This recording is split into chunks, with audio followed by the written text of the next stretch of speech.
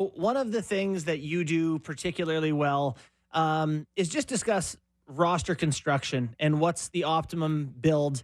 In my time with the Marlies, we actually would get a printout from the R&D team. Here's what we, statistically, here's our optimal lineup. But then you break it down. It's like, okay, we can't have these PKers together because they're on different lines. And, there's a lot that goes into the thought process. So I think we should just start at the top of the roster at the Leafs. And, today Keefe talked about having Bertuzzi back on the top line with Matthews and Marner. How do you see the top six of this team heading into playoffs? What's their best look?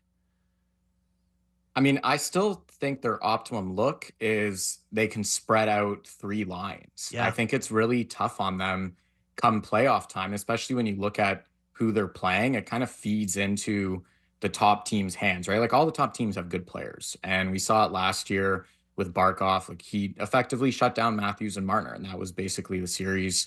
We saw Bruce Cassidy talking about it a few weeks ago when he came into Toronto, just mentioning playing three lines, how he believes that's the way to do it. You could hear it in what he was saying in terms of how it made Toronto a more difficult game plan for him. Like realistically, it plays into teams' hands if you're just going to load up your top guys. Like your top guys have to be incredible and really, really be, the juice has to be worth the squeeze if you're going to stack up the way that they have tended to do almost awkwardly at times, as we saw last year. It's like they acquire Ryan O'Reilly, and instead of instinctively trying to build three lines, what was the first thing they did? It's like, let's cram them into the top six and have John Tavares play wing for probably the first time in his entire life with like a month left in the season. So I'm very interested. Like 15 points that first game the three of them played together. And everyone's like, when they played against Buffalo. Against Buffalo. Are we? Do they get points for that? Like, does that count? I don't know. Anyways, but I'm very curious to your point though about how this Bertuzzi, Yarncroc, Matthews line looks, because I mean, I wouldn't go as far as to say it's optimal, but what I would say is, if they were good enough to be a legit line and Matthews could still generally produce, and then you look at the combination of the other six guys to spread out against on like not your top line, meaning Marner, Nylander, Tavares, Bertuzzi, McMahon, and realistically Domi. I mean, that's a really, really good and also dangerous spot to be, because you look at Boston, it's like they're running a third line with Trent Frederick and James Van Riemsdyk, and the Leafs should be chomping at the bit with what they seem to believe is newfound depth to what you were talking about with Bobby McMahon. Now, if that Yarncroc combination does not work and Bertuzzi does not work, now you're probably back into the territory of, Marner goes back with Matthews realistically. Like it's going to be this like Yarncroc kind of thing, or it's going to be Marner. Yeah. So, sorry, bud. And then all I was going to say from there is I think eventually they'll realistically have to go back to that Nylander, Tavares, Bertuzzi line. They were legitimately their best line, I thought, for the first half of the season. Like I didn't really think it was close, but then we've also just seen Matthews and Marner kind of turn it on in the past couple months. Yeah, the thing to me is that there's these ideas that we all have where, it'd be amazing to spread them out over three lines and we can all sit here and talk about it, but we all have watched this coach for however many years now. Is it 5 years he's been the coach?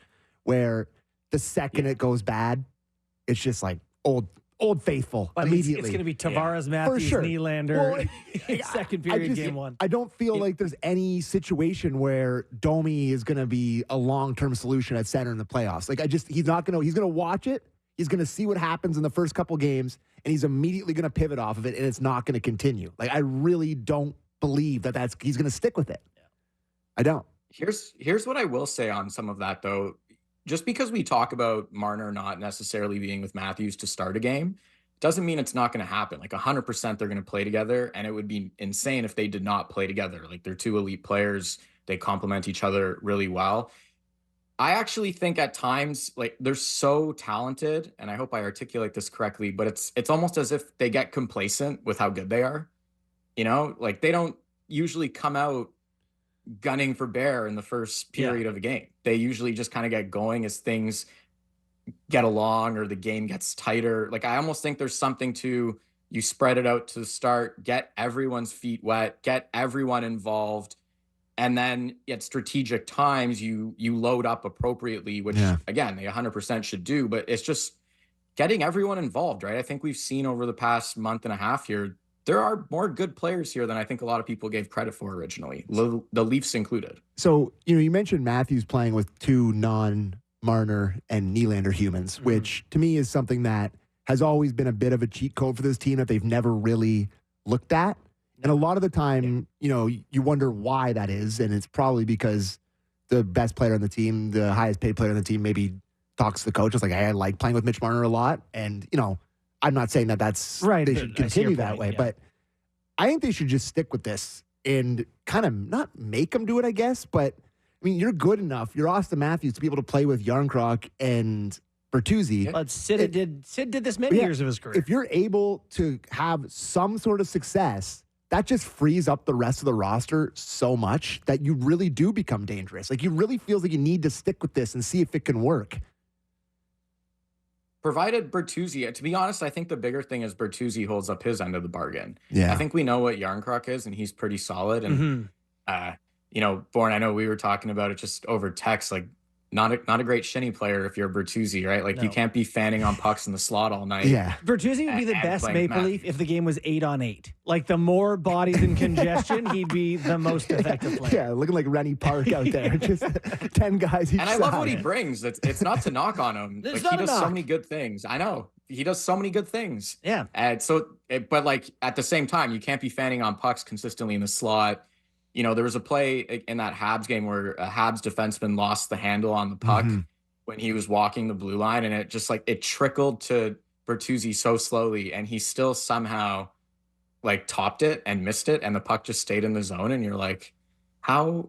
Why? How did this happen? He has this thing about not caring about his stick, right? He's got no tape on it. The stick, maybe 10 minutes of finding a curve that worked Maybe might help. tape the stick. Perhaps that would help. Is that a crazy suggestion? It is very frustrating to watch. So, in talking about where all these guys go, there's one suggestion for me that I find palatable, but I don't think you do, is David Kampf, third line center.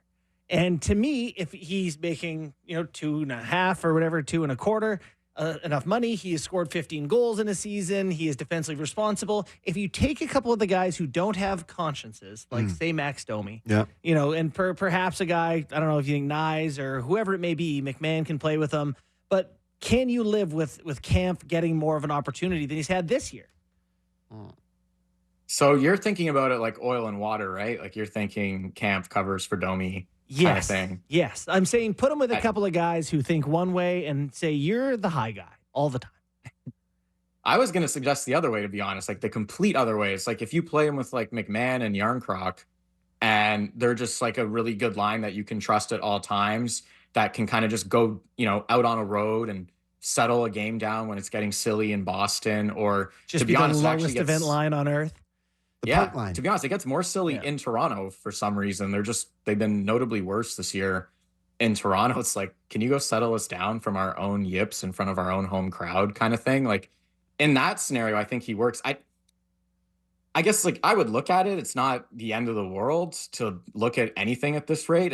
I didn't like it at the beginning of the season. Did you? I thought it was a strange combination when they were together, and it ultimately fizzled out. And I think Domi just got progressively worse on the wing. But it was early in the season, so that could be a factor of any number of things. New team, probably wasn't expecting to start on left wing with David Kampf as a center. Any number of factors could realistically go into that. I think he'd dig in a little bit more come playoff time, as all guys do. So I guess I would say, what would be their role then? Well, that is the challenge. To me, it's kind of like a guy that we're going to get to in a second, where it's a guy like Liljegren or whatever. It's I typically do specialist type guys, but to me, it's trying to keep two offensive players on the ice, particularly a guy like Domi who can make plays and break games open and say, I can trust that I can put this line out in a tie game and they still might get me one where, I'm not sure that I feel comfortable on all offensive line. I would like to see Domi get a run with a lot of skill for some stretch of time, but I just don't know if the roster, the way you can put it together, it's going to work. I think if he plays with Matthews and Marner, the roster can fall in okay. It's just, I don't know. Yeah. Some people don't. The team seems to not want to do that. They're aware it's an option, and they haven't for 64 games. Yeah. it seems to be more that chess piece again that we talked about, where it's like at times, why don't you just throw him out there for an offensive zone? Like you're like stealing minutes, you add in a minute here, a minute there. Like he can 100% take an offensive zone faceoff. He's a productive player. He's been a productive player most of his career. He can take an offensive zone faceoff with Matthews and Marner, and probably even stir the pot a little bit, which is what they need sometimes, of just getting some like emotion going on that line, which they've often lacked. I mean, I'm not looking at Matthew Nyes as a rookie in the league to like stir up emotion. So I could see him having that sort of Energizer Bunny effect, so to speak.